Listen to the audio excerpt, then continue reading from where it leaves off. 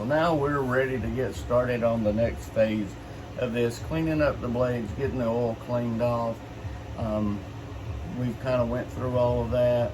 We put it all into perspectives and stuff of that nature and showing how we clean it. Now what we're going to do is the actual tempering of it. So come along with me and let's go look at some tempering processes that we do with it.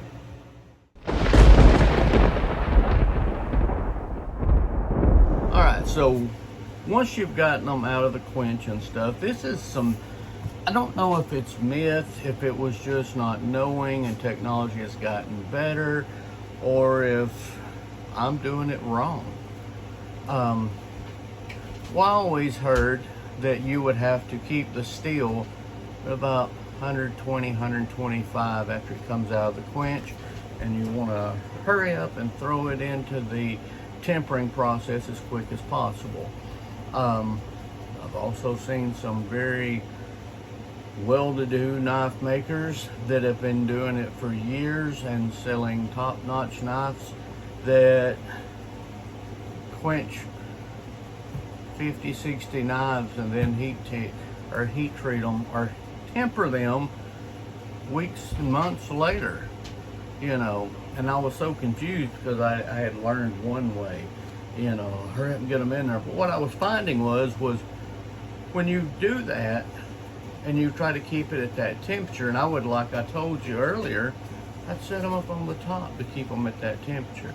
Well, there was a reason that I wanted to say that, was so that we could bring this part here into it and show you that I seen another man take his knives and wash them and clean up all the oil and residue off of them.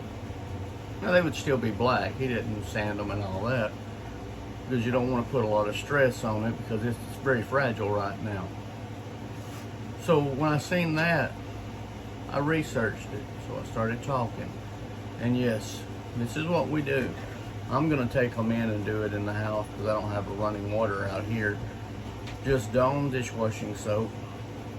Gets grease out of the way. And some steel wool. Dry them off and stick them in the oven. I don't have any footage of doing that. One is, you got to be very quiet when I go in because it drives my wife insane when I'm in there watching those blades, and you know, that. So much for that. But I'm gonna go wash them up and I'll bring them back and show them to you.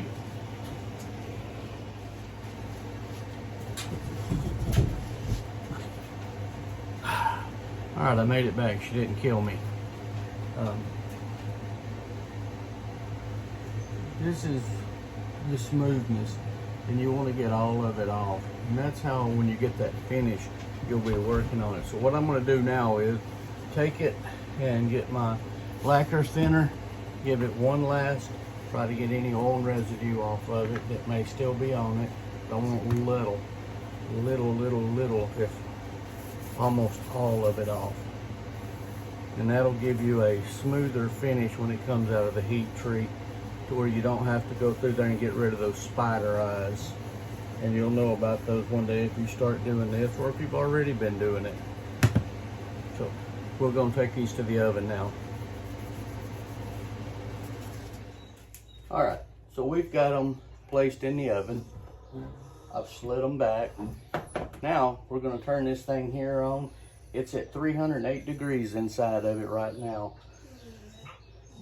I don't want it to ramp up real fast. I want the time to let that temperature in there raise them up some so they don't get crazy. So we're going to take the speed and I'm going to drop it down to 2. That'll slow the process down. And then we don't want 1850. Well, that thing's not right. It's 1550.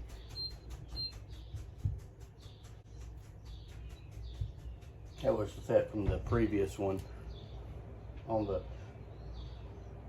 2 ramp going up. So we're going to bring this at 400.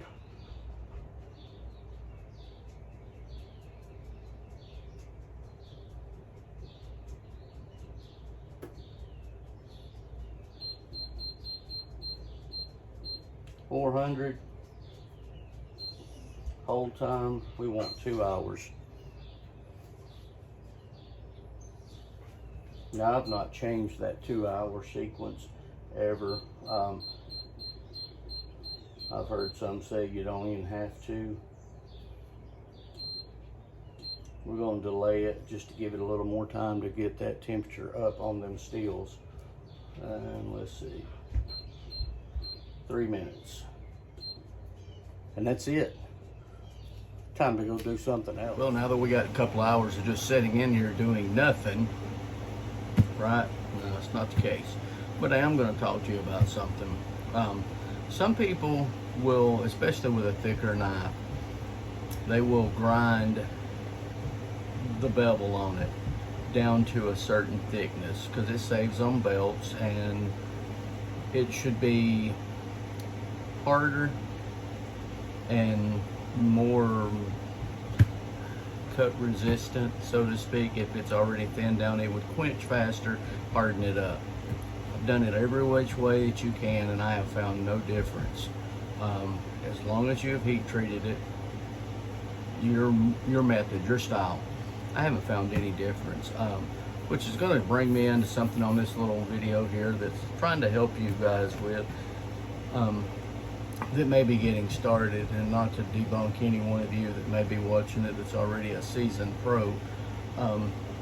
There is so much information that none of us could ever be right. My method is not right, your method is not right, everybody's method is wrong.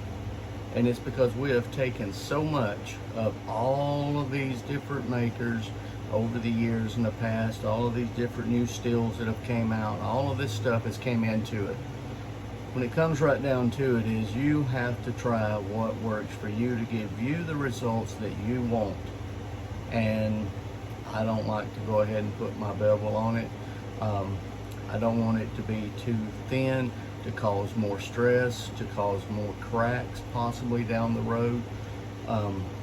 In this process here, some knives that are